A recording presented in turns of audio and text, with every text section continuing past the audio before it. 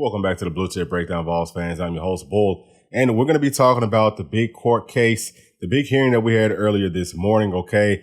Sounds like it only took about an hour for the judge to hear both sides of the story, and he's saying, hey, we're going to push this back for the next couple of days, and he will make a ruling. So for those of y'all who need to catch up, basically what's going on is Tennessee has filed, injunctions and TROs versus the NCAA in efforts to halt their investigation on Tennessee with NIL violations. And it does sound like, the judge said, later on that, hey, Tennessee probably will win their case based off of the Sherman Act in the long term. But he did go on ahead and deny the temporary restraining order early on in this case. So that was one side of it. And then we've also got this injunction.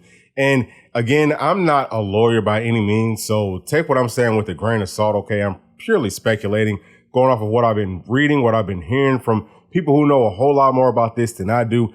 And if you are a lawyer, if you understand legal jargon more than I do, please leave something down in the comment section for all of us, because we all need to get way more educated on this at this point. But what it sounds like so far is with the injunction, it's kind of getting pushed back some, okay? So we don't know if the judge is going to, grant Tennessee the temporary injunction at this point, but I would lean more towards he may end up doing it. And if he doesn't do it, then all that means is we're just going to keep on pushing this up further and further up the ladder. And at some point, someone is going to do it. So it really just all boils down to, will this judge that we have right now be the one to say, hey, this is a cut and dry case. Okay, y'all violated the Sherman Act and y'all would be the NCAA.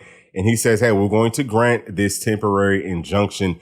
And what that would mean, not just for Tennessee, but for all of college football. We've heard that it's, anywhere between 12 to 20 more teams that are under the same type of NCAA investigation for NIL violations.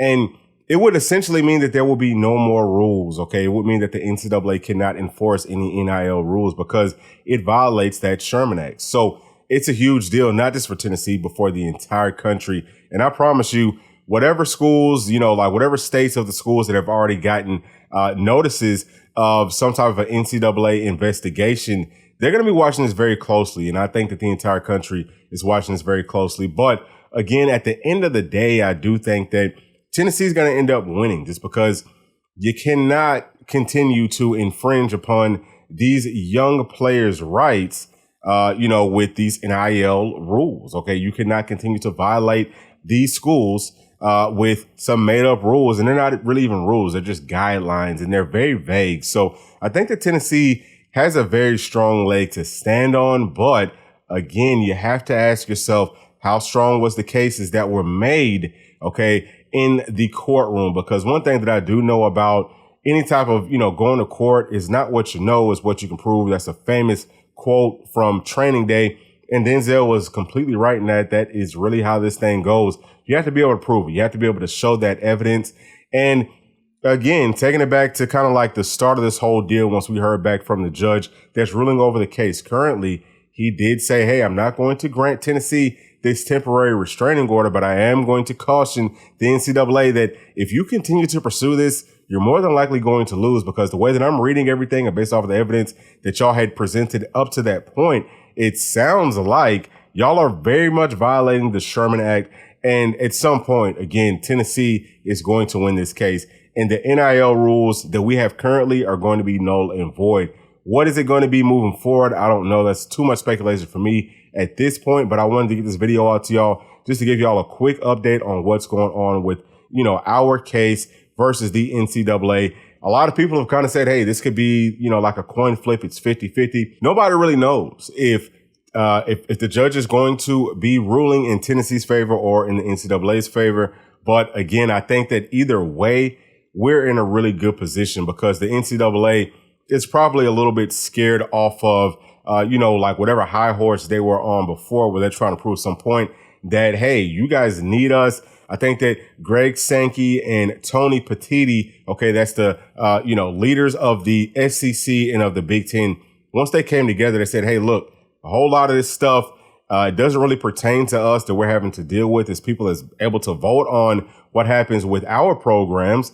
And they're not dealing with nearly, half of the stuff that we're having to deal with. But right now, it does very much sound like, especially Greg Sankey, he is the voice that everyone's going to be listening to. Some of the things that he said was, hey, people asked me after some NCAA meetings, with every single conference in the entire country, or at least with the Power Five. I'm not too clear on that, but he said that, hey, people were coming up to me and asking me, so y'all being the SEC and the Big Ten, when are y'all going to tell us what y'all want to have happen? And now they've came together and they're letting people know what they want to have happen, and their voice carries a whole lot of weight. So I think, just based off of what I've heard from Greg Sankey, whenever he said, hey, we shouldn't be worried about individual cases, we should be more focused on what everything is going to look like moving forward. And I think, okay, and this is pure speculation, but it seems like the NCAA is kind of going to follow suit with what he said, especially after what the judge said early on in the case with Tennessee versus the NCAA. So I think that what the NCAA wants to do at this point is just try to continue to pursue what they started, right? Because you've got to be able to save face. But even if the judge, even if the judge does rule in their favor right now, again, there's higher courts that Tennessee's going to be pushing this to. I think that they're going to back off. So as far as, Nico having to sit out, I don't see that happening. As far as Spire not being able to continue to work closely with Tennessee, I don't see that happening either. So we're still in a really, really good spot, but we are just waiting over the next couple of days to see what the judge's ruling is at this point in the process. So that's going to be it for this video. Okay. Again, I don't have a whole lot to bring to y'all because I'm not a lawyer.